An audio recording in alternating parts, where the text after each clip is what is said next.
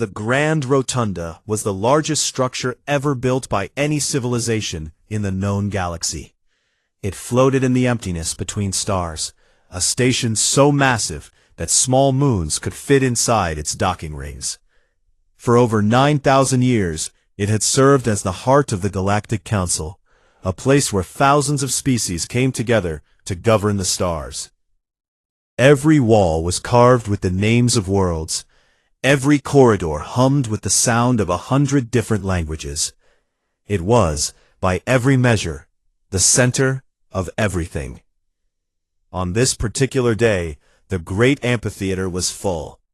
Over 4,000 species had sent their representatives, and the tiered seats rose so high that the ones at the top disappeared into a soft blue mist. Crystalline beings from the Salvari worlds glowed faintly in their section, their bodies catching the light like living diamonds. The Keth, a species of linked insectoid creatures that moved and thought as one, filled an entire block with their clicking, buzzing mass. The fluid-bodied Meloxi rippled in their containment fields. And everywhere else, in every shape and size that life had ever taken, the galaxy sat and watched. They were watching because the humans had requested the floor. Ambassador Idara Okonkwo stood at the central platform, a single figure in a sea of aliens. She was not tall by human standards. She was not loud. She wore a simple dark suit, and her gray-streaked hair was pulled back from her face. She looked, to most of the aliens present, completely unremarkable. Humans often did. That was part of the problem. She waited for the noise to die down. The Galactic Council was not known for its silence. When at last the chamber was quiet enough, Idara spoke. 912 years ago, she began, her voice steady and clear through the universal translation system. Humanity accepted its invitation to join this council. We were young, we were eager. We were told that this was a place of equals, where every voice mattered, where every species could contribute to something greater than itself. She paused. The chamber was very still. We believed that. For 912 years we believed that. We sent our best people to serve in your institutions. We built your communication networks. We maintained your shipping lanes. We sat in your mediation rooms and helped your species resolve conflicts that had nothing to do with us. We studied your sciences and shared what we learned freely. When your colony world struggled, we sent agricultural experts. When your stations broke down, we sent engineers. When your people were sick, we sent doctors. She looked around the chamber slowly, her eyes moving from section to section. And in return, we were laughed at. We were called the infant species. Our proposals were dismissed before they were read. Our colonies were exploited under trade agreements that we were pressured into signing before we understood their terms. And when the Salvari mining corporations poisoned the atmosphere of Kepler 22b, killing 300,000 human colonists, this council did nothing. A low murmur ran through the chamber. The Salvari section glowed a shade brighter, which among their kind was a sign of irritation. We filed formal complaints, Idara continued. We filed them for 60 years. They were ignored, delayed, buried in committees, or simply lost. We asked for justice. We were told to be patient. We asked for reform. We were told we were too young to understand how things worked. She placed both hands on the podium. We understand now. The murmur grew louder. Delegates shifted in their seats. The Keth Overmind, the political leader of the insectoid collective, leaned forward with all 6 of its primary eyes focused on the human woman. Effective immediately, Idara said, the Terran Solidarity is formally and permanently withdrawing from the Galactic Council.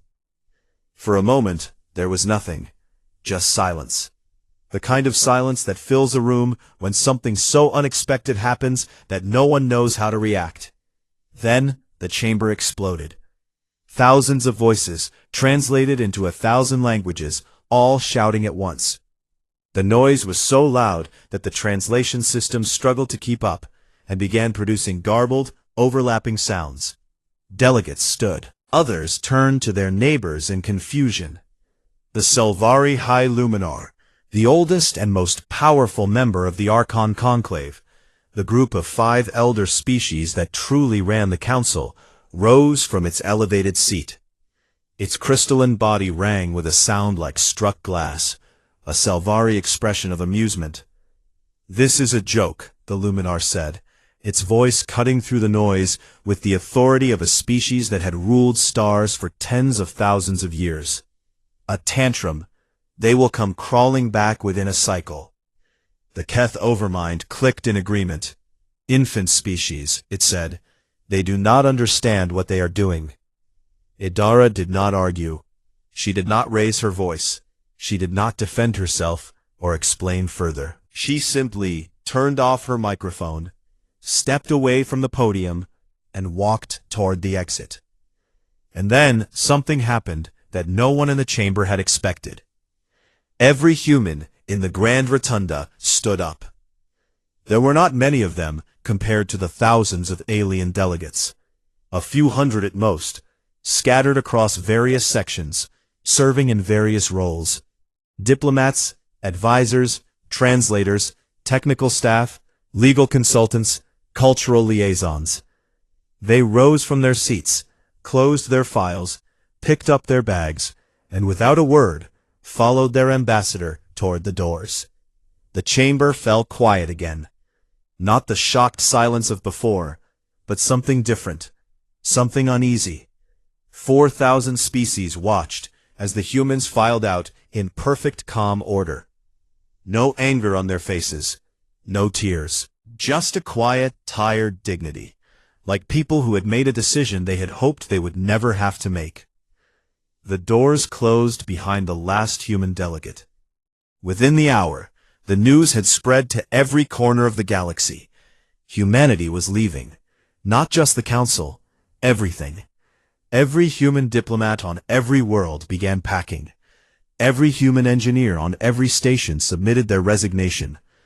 Every human teacher, doctor, negotiator, and aid worker sent the same simple message to their hosts. "Thank you for the opportunity. We wish you well."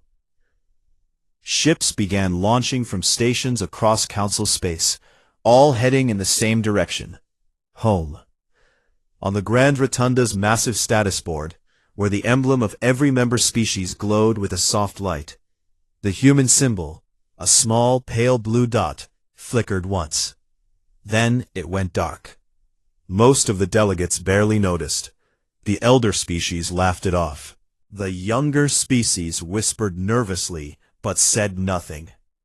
A few bureaucrats in the lower levels of the Council's administration paused at their desks, frowning at sudden gaps in their schedules and unanswered messages in their systems.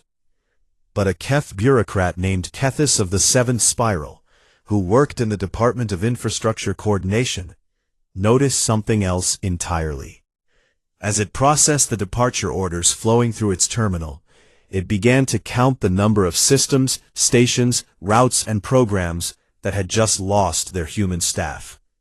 The number was very, very large. Kethis stared at the screen for a long time. Its antenna, which among the Keth were an honest indicator of emotion that could not be hidden, folded flat against its head. 3 months after the humans left, the galaxy told itself that everything was fine.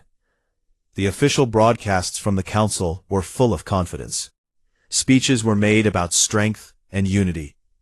The Selvari High Luminar appeared on Galactic News and said that the departure of one minor species would not affect the functioning of the civilization that had endured for millennia.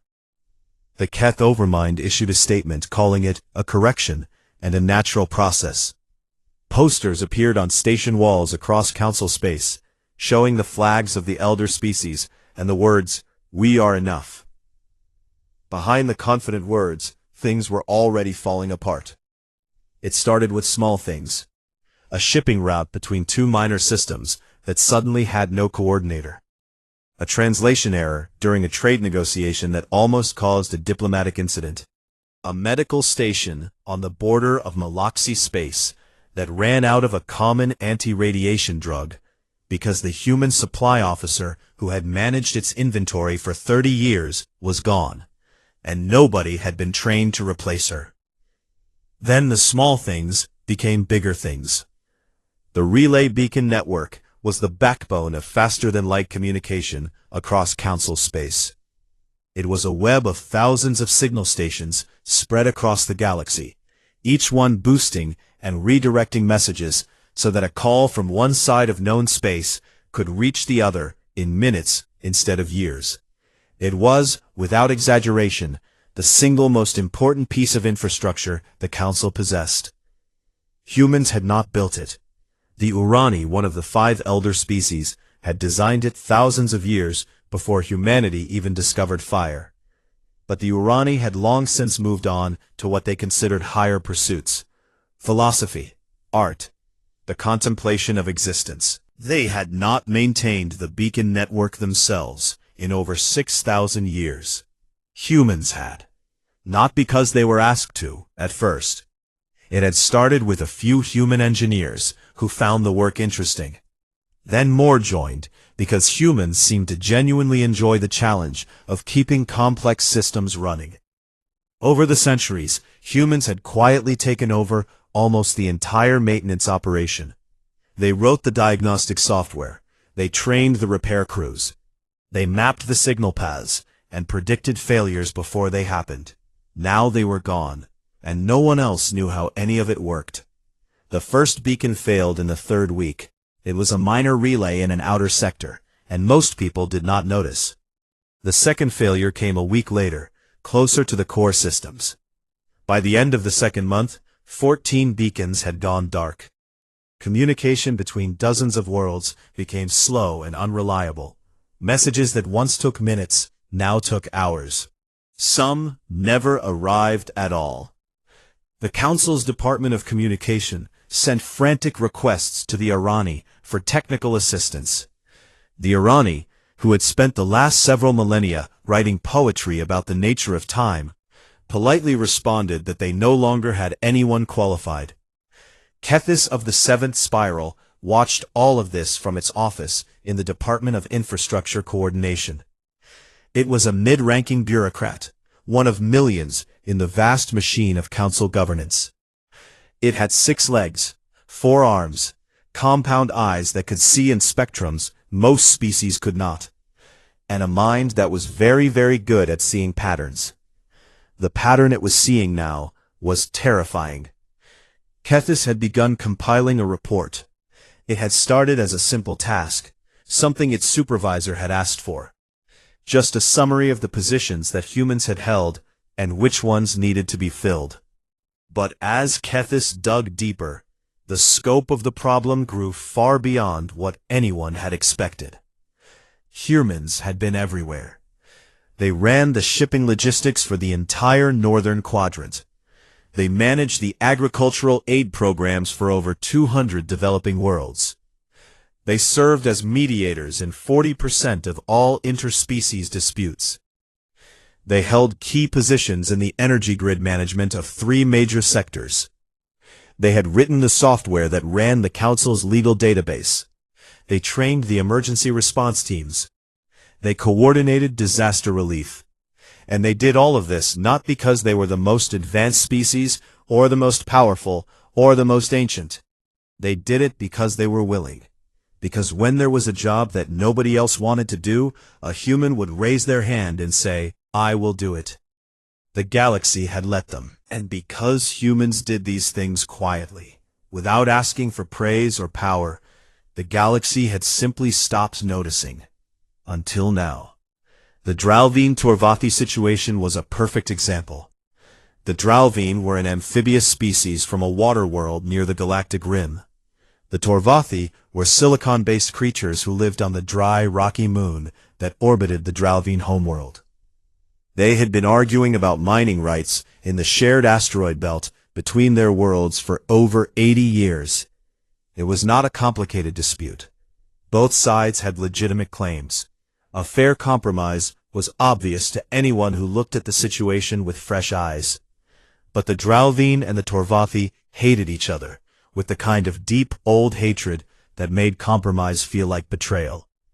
For decades, a rotating team of human mediators had kept the situation stable. They were patient. They listened.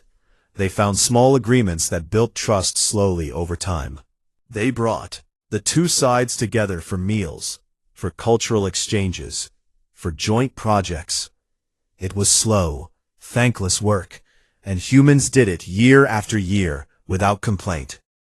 3 weeks after the last human mediator left, the Dralvine accused the Torvathi of illegal mining. The Torvathi denied it. Shots were fired. A Dralvine patrol boat was destroyed. The Torvathi mobilized their defense fleet. The council sent a replacement mediator, a Selvari diplomat. It lasted 2 days before walking out, calling both species irrational and beneath negotiation. The border skirmishes continued. Kethis finished its report on a quiet evening, alone in its office. The final document was over 3,000 pages long. It detailed every role humans had filled, every system they had maintained, every crisis they had quietly prevented. The numbers were staggering. 70% of council infrastructure programs had significant human involvement. 60% of cross-species technological patents had at least one human contributor. Humans had served as the primary mediators in disputes involving over 1,000 different species pairs. They managed the logistics for 85% of humanitarian aid shipments. One species, out of over 4,000. Kethis sat in its chair and stared at the numbers. Its antennae were flat against its head again. It had felt this fear before, 3 months ago, when it first noticed the scope of the departures. But now the fear was deeper. It was not the fear of something that might happen. It was the fear of something that was already happening and could not be stopped. It sent the report to its supervisor. The supervisor sent it up the chain. Within a day, it had reached the Archon Clave. It was immediately classified. The Conclave did not want the galaxy to know how badly it needed the species it had spent centuries mocking. And it could not stop thinking about a human phrase it had once heard, long ago, from a human engineer who had worked in its department. They had been talking about maintenance, about the invisible work that kept everything running. The human had smiled and said, "You never notice the foundation until the building starts to shake." The building was shaking. Meanwhile, across the border of council space, in the systems that belonged to the Terran Solidarity, something very different was happening. Free from the trade agreements that had drained their resources for centuries, human colony worlds were experiencing a sudden and dramatic economic growth. Factories that had been forced to export goods at unfair prices were now selling on open markets. Farms that had been stripped of their best harvests to feed council quotas were now feeding their own people first. The Terran Parliament met in its Great Hall on Earth's moon and debated what to do next. Some argued for complete isolation. Others said that humanity had a responsibility to help the smaller species that were now suffering because of the Council's failures. The debate was passionate and honest, the way human debates often were. But one thing was clear to everyone. The Council had not yet asked them to come back. The Archons still believed they could manage on their own. They were wrong. And in the months ahead, the galaxy would learn just how wrong they were. 8 months after the humans left, the relay beacon network collapsed. It did not happen all at once. It happened in waves, like a chain of lights going out, one after another across a dark room. First the outer sectors lost their connections. Then the mid-rim worlds. Then, on a day that would be remembered for a very long time, the primary relay hub serving the entire galactic core failed, and 300 billion beings across 47 worlds woke up to silence. No messages, no news, no emergency signals, nothing. The panic was immediate and total. Species that had been connected to the rest of the galaxy for thousands of years were suddenly alone. Governments could not communicate with their colonies. Families could not reach each other. Trade ships could not receive navigation updates and drifted off course. Emergency calls from ships in distress went unanswered because there was no one to hear them. The councils scrambled to respond. Engineers from a dozen species were pulled from other projects and sent to the failed relay hubs. They arrived to find systems so complex and so deeply modified by centuries of human maintenance that they could not even read the diagnostic screens. The humans had not just maintained the network. They had improved it, rewritten it, rebuilt entire sections of it from the inside out. They had turned an ancient Orani design into something far more efficient and far more powerful than the original. And they had done it so gradually, so quietly, that no one had noticed. Now no one could fix it. The Orani, the original builders, sent their best remaining scientists. These scientists studied the systems for weeks and then reported back with a single, devastating sentence. This is no longer our technology. It was human technology now, and the humans were gone.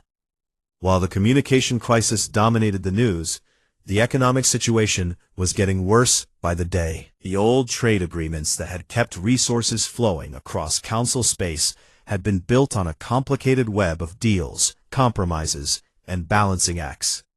Humans had been at the center of most of them, serving as neutral brokers between species that did not trust each other. Without those brokers, the web fell apart. The Selvari moved first.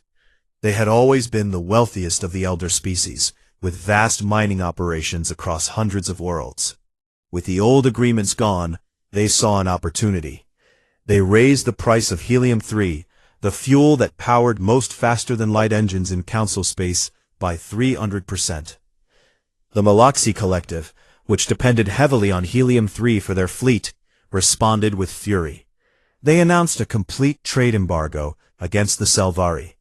Other species took sides. Within weeks, what had been a stable galactic economy turned into a series of bitter trade wars that left dozens of worlds struggling to get basic supplies. Food shortages appeared on colony worlds that had relied on human-managed supply chains. Medical supplies ran low on stations that had depended on human logistics officers to keep their inventories stocked. On one world, a simple vaccine that had been freely available for decades became impossible to find, and a preventable disease swept through the population. Thousands died. And then there was the war. The Dralveen-Torvathi conflict, which human mediators had kept contained for decades, had been burning for months now. What started as border skirmishes had grown into a full regional war. Both sides had called up their reserve fleets. Battles raged across the asteroid belt between their worlds, sending debris spinning into shipping lanes and making the entire sector dangerous to travel through. The Council decided to intervene. A peacekeeping fleet of 200 warships was assembled from the combined navies of the elder species and sent to the conflict zone. It was the largest military deployment the Council had made in over 1,000 years. It was a disaster. The problem was simple but devastating. The Council's Joint Military Operations Doctrine, the set of rules and procedures that allowed ships from different species to work together in combat, had been written primarily by human strategists. Humans had a talent for understanding how different species thought and fought, and they had spent centuries creating systems that allowed very different militaries to coordinate effectively. No one else had ever learned how those systems actually worked.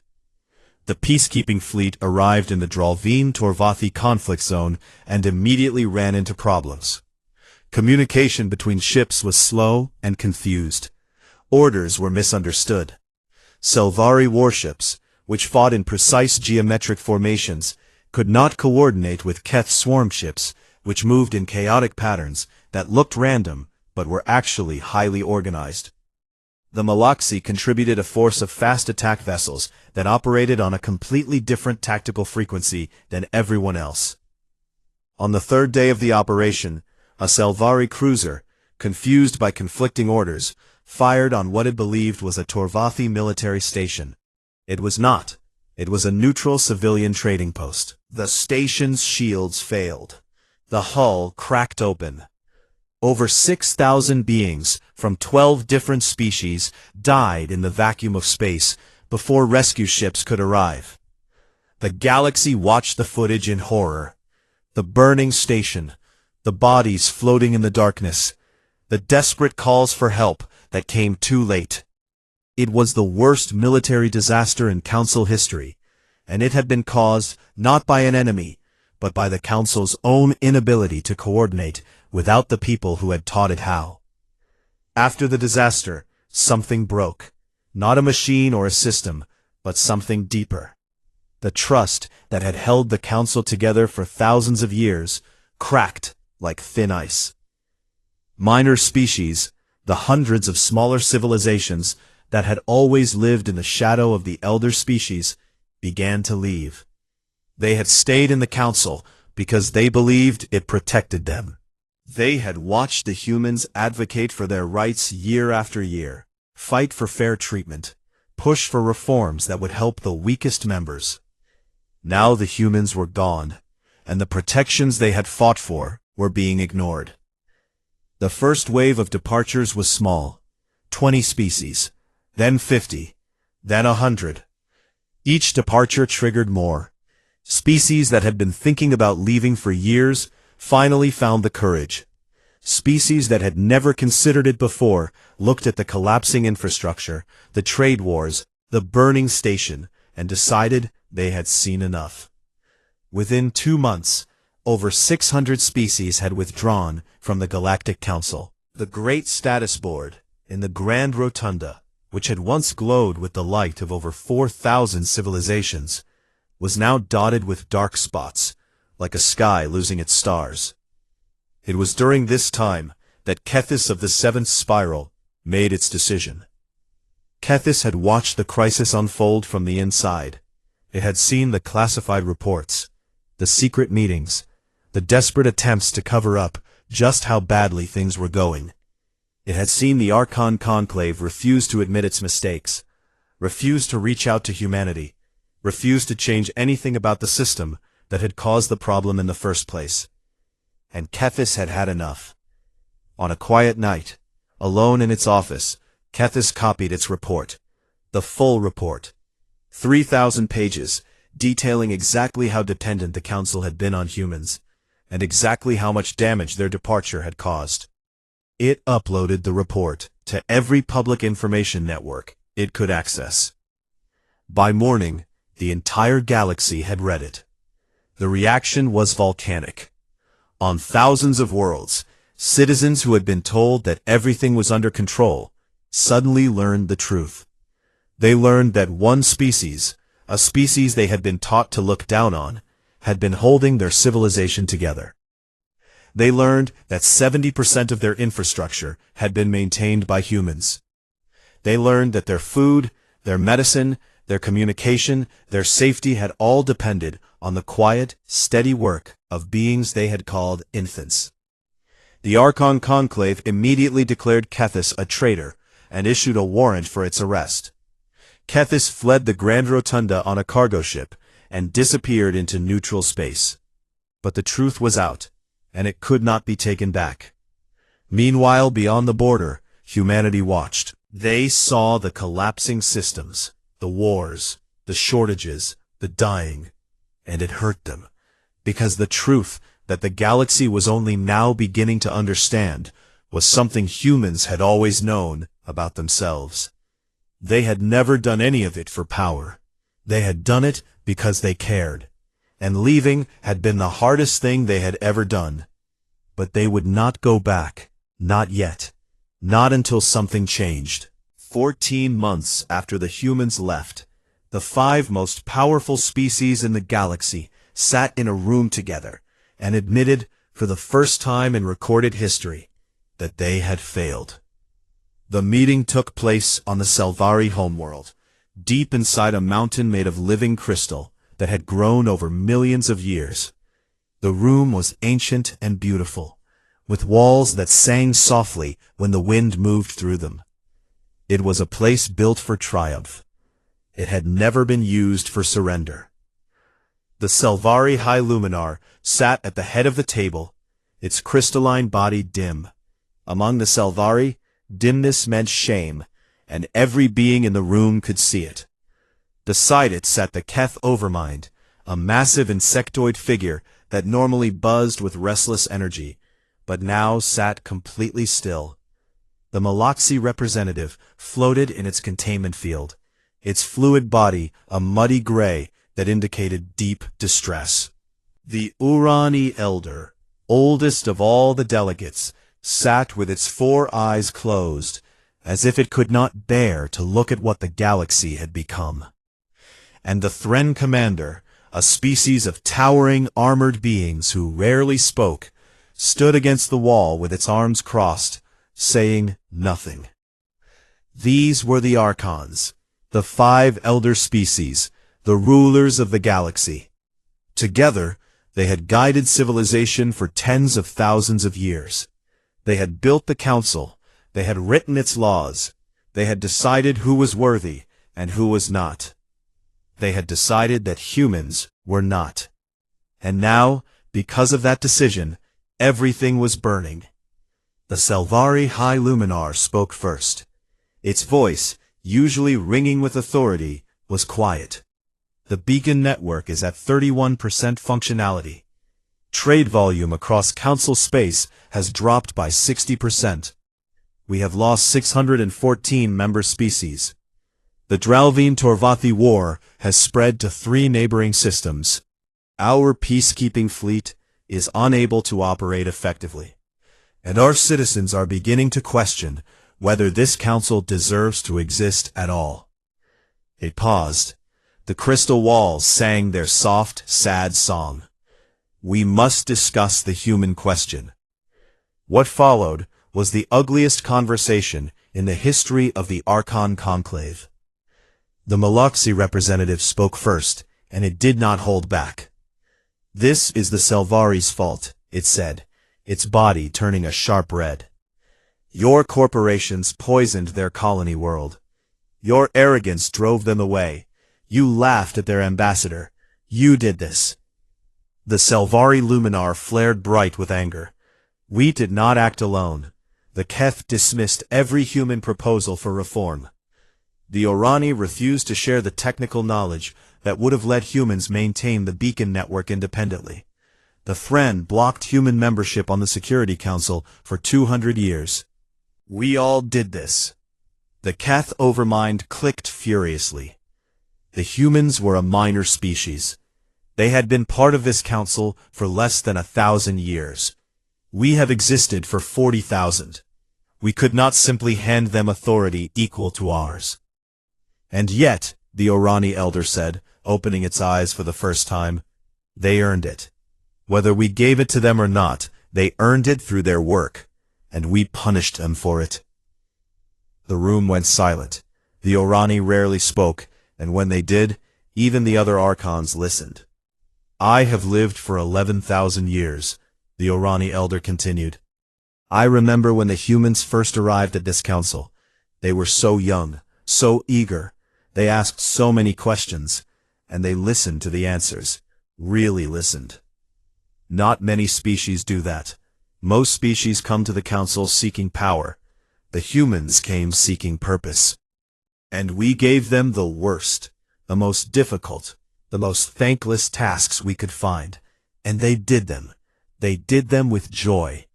It closed its eyes again. We did not deserve them. The argument continued for hours.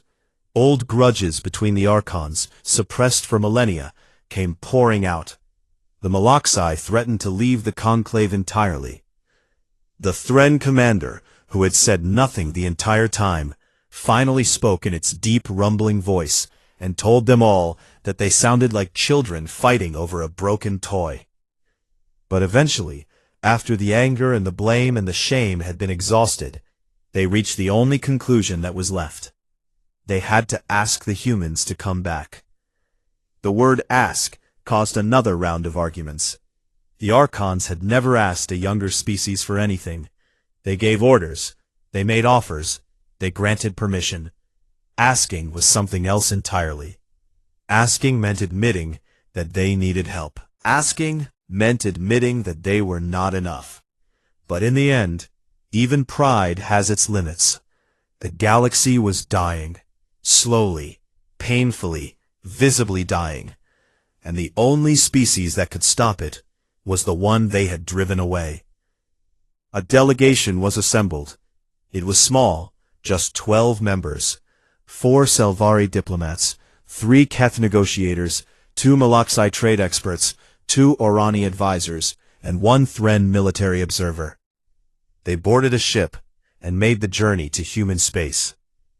The border of Terran Solidarity territory was marked by a line of defense stations, sleek and modern, and armed with weapons that made the delegation very uncomfortable.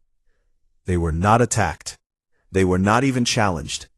A calm human voice on the communication channel simply asked them to identify themselves and state their purpose. "We are representatives of the Archon Conclave," the lead Selvari diplomat said. "We wish to speak with your government." Then the human voice said, "Please proceed to Sol Station. You will be met there." Sol Station orbited Earth's sun at the edge of the system. It was enormous, a wheel of silver and glass that caught the sunlight and threw it back in brilliant arcs. The delegation docked and was escorted through corridors that were clean, bright, and busy. Humans moved everywhere, working, talking, laughing. Children ran through the hallways of the residential sections. The delegation noticed something that they had not expected. The humans looked happy. They were taken to a meeting room with a view of Earth. The blue planet hung in the window like a jewel, and the Selvari diplomats could not help but stare at it. It was beautiful. They had never thought much about it before. General Ayan Rashid, the Terran Solidarity's Minister of External Affairs, was waiting for them. She was a tall woman with sharp eyes and gray hair cut short. She did not smile when they entered, but she was not hostile. She was something that made the delegation more uncomfortable than hostility would have. She was patient. "Please sit down," she said.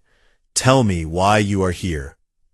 The lead Selvari diplomat delivered its prepared speech. It spoke of the crisis, the collapsing infrastructure, the wars, the suffering. It spoke of the Council's recognition that mistakes had been made. It spoke of a desire to rebuild the relationship between the Council and humanity. Rashid listened without interrupting. When the diplomat finished, she was quiet for a long time. "You used the word mistakes," she said finally.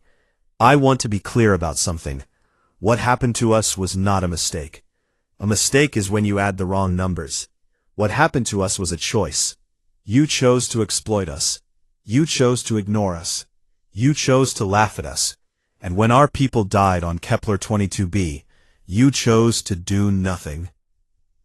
Those were not mistakes. Those were decisions." The delegation had no answer for that. "We are not angry," Rashid continued. "We were angry once. Now we are just tired.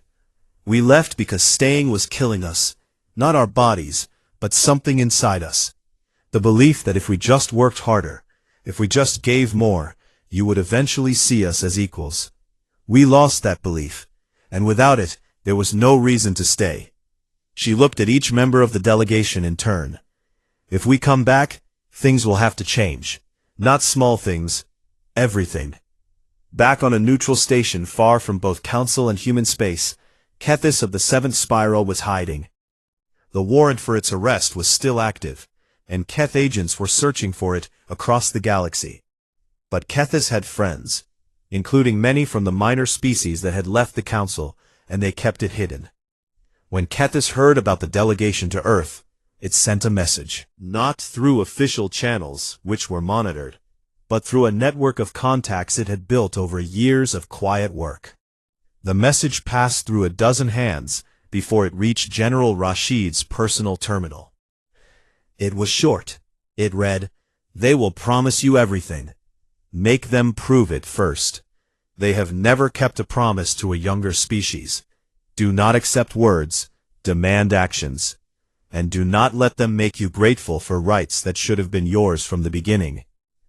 Rashid read the message twice. Then she forwarded it to every member of the Terran Parliament. The debate that followed lasted for weeks. Humanity argued with itself the way it always had, openly, passionately, and with the understanding that the decision they made would shape the galaxy for generations to come. When they finally reached their answer, Rashid sent a single message back to the Archon delegation, which had been waiting on Sol Station the entire time.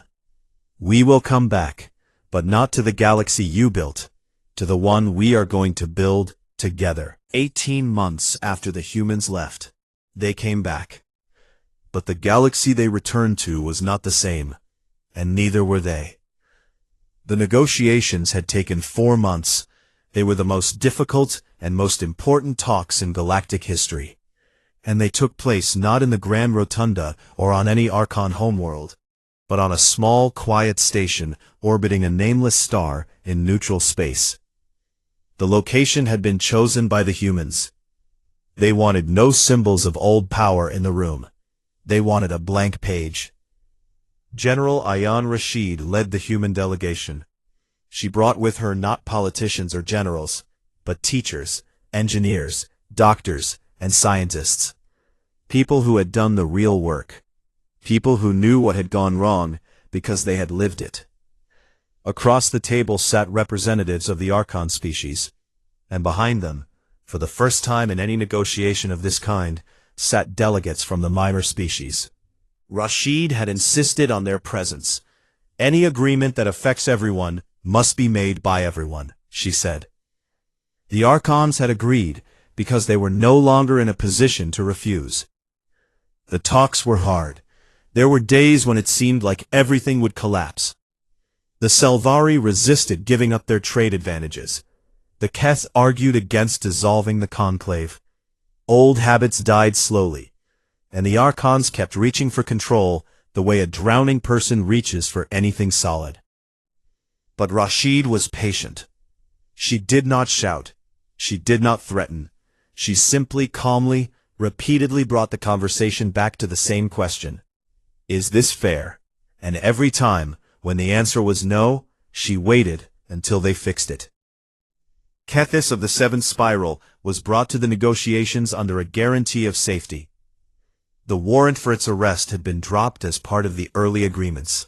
Kethis arrived, thin and tired, its antenna drooping, its shell dull from months of hiding and poor nutrition. But when it entered the room, the minor species delegates rose to their feet. They clicked, hummed, whistled, and sang in their many languages. It took Kethis a moment to understand what was happening. They were thanking it. The report it had leaked had changed everything.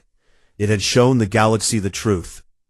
And the truth had set something in motion that could not be stopped.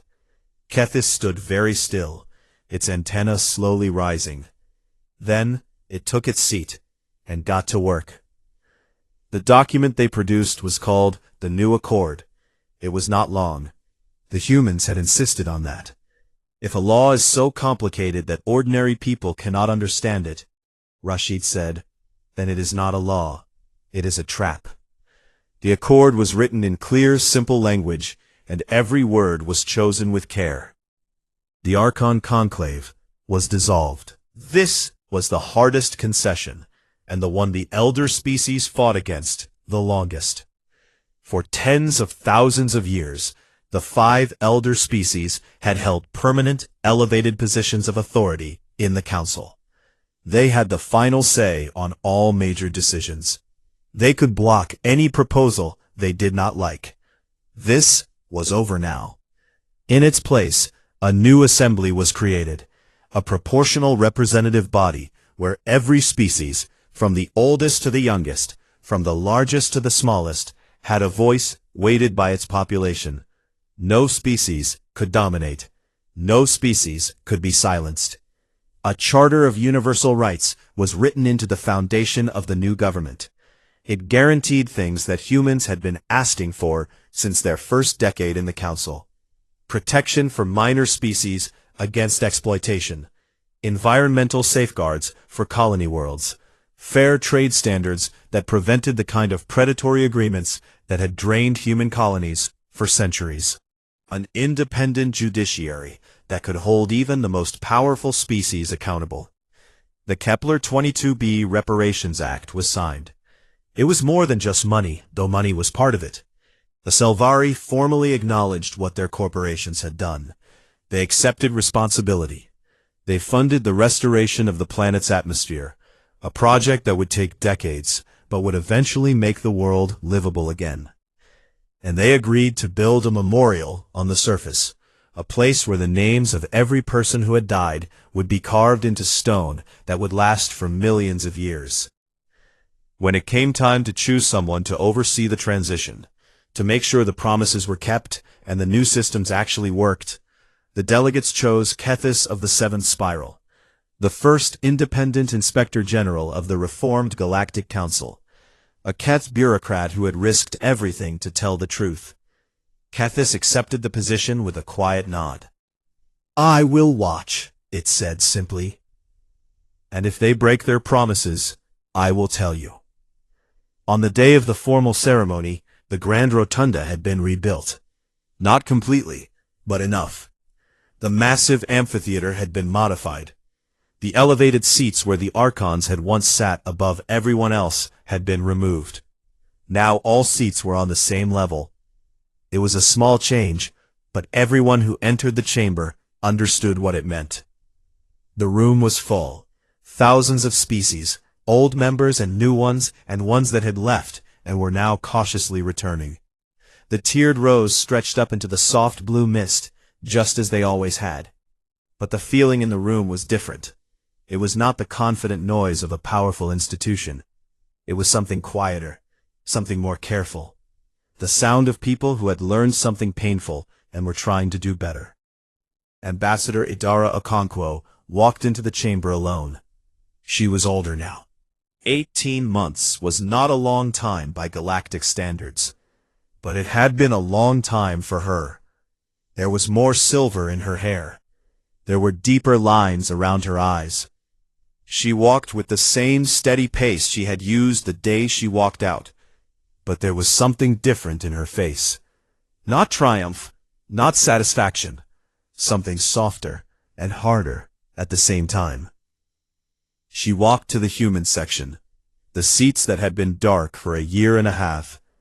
She stood before her chair and looked at it for a moment, and the entire chamber held its breath. Then she sat down. She reached forward and pressed her hand against the console. On the massive status board that covered the far wall of the chamber, where thousands of species emblems glowed with soft light and hundreds of dark spots marked the ones that had left, a small symbol appeared.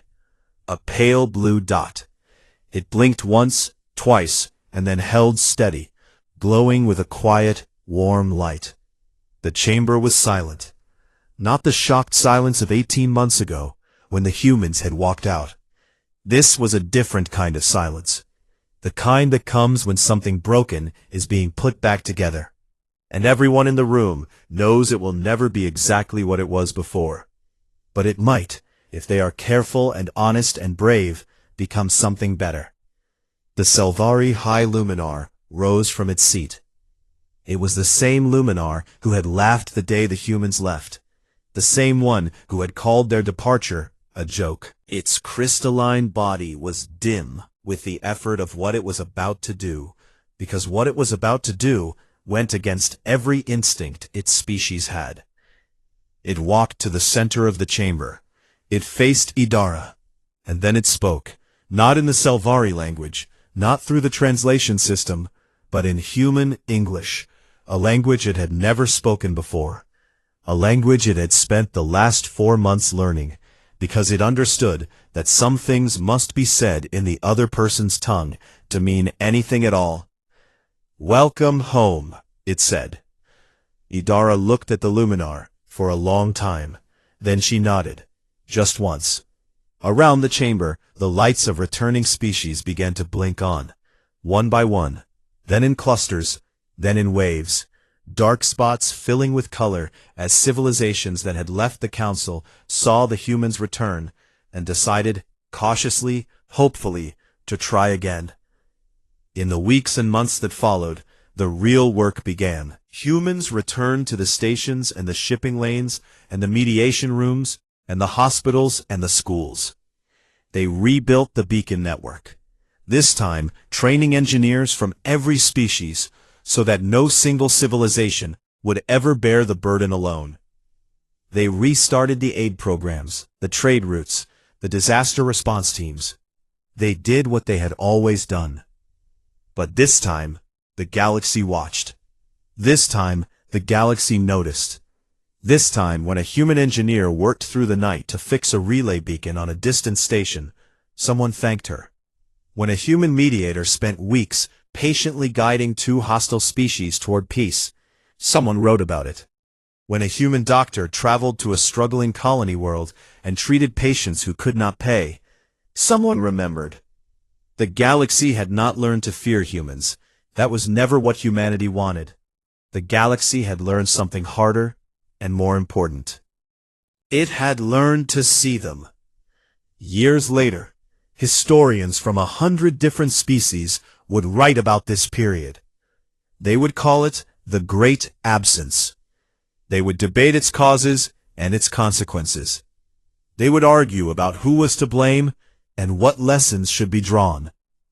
But on the streets of 1,000 worlds, ordinary people told the story more simply. They said, once the galaxy had a foundation, and it never looked down to see who was holding it up. And when that foundation walked away, everything fell. Not because the foundation was trying to prove a point, but because it was tired of being invisible. And when it came back, the galaxy promised to never look away again. Whether it would keep that promise was a question for the future. But for now, on this day, in this chamber, with the pale blue dot glowing steadily on the status board, and the lights of 1,000 civilizations shining around it, the galaxy had taken its first honest step. And across 10,000 worlds, the lights came back on, not because humanity had returned, but because for the first time, the galaxy had chosen to see them.